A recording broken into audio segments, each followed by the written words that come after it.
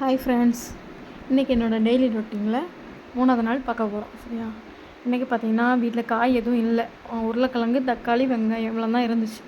So அதை வச்சு நான் ஒரு தக்காளி சாதமும் உருளைக்கிழங்கு பொரியலும் வச்சு கொடுத்துடலாம் அப்படின்னு சொல்லிட்டு பிளான் பண்ணிட்டேன். ஸோ என்னன்னா ஃபஸ்ட்டு உருளைக்கிழங்கு நல்லா நீட்டாக கட் பண்ணிவிட்டு ஸ்லைஸாக அதை ஃப்ரை பண்ணி வச்சுட்டேன்.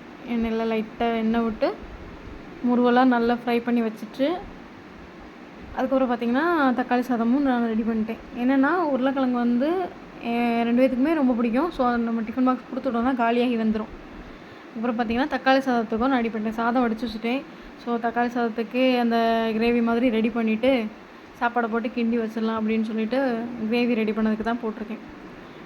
பார்த்திங்கன்னா இந்த மாதிரி வெரைட்டி ரைஸ் வச்சோன்னு வைங்களேன், டிஃபன் பாக்ஸ் காலியாக தான் வரும். நீங்கள் வேறு ஏதாவது கூட்டு பொரியல் இந்த மாதிரி வச்சு கொடுத்தீங்கன்னா அந்த கூட்டெல்லாம் சில டைமில் தொடக்கூட மாட்டாங்க, அப்படியே திருப்பி கொண்டு வந்துடுவாங்க. நானும் சாப்பாடு முடிச்சிட்டேங்க. பார்த்திங்கன்னா முட்டை இருந்துச்சு, அதையும் வச்சு வச்சுட்டேன்.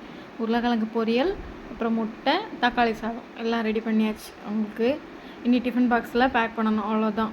இதை வச்சு டிஃபன் பாக்ஸில் பேக் பண்ணி அவங்களையும் ரெடி பண்ணி விட வேண்டியதான். Friends, thank you so much. என்னோடய வீடியோ பிடிச்சிருந்தோன்னா என்னோடய சேனலை சப்ஸ்கிரைப் பண்ணுங்கள், லைக் பண்ணுங்கள், பெல் பட்டனையும் கிளிக் பண்ணுங்கள். Thank you so much.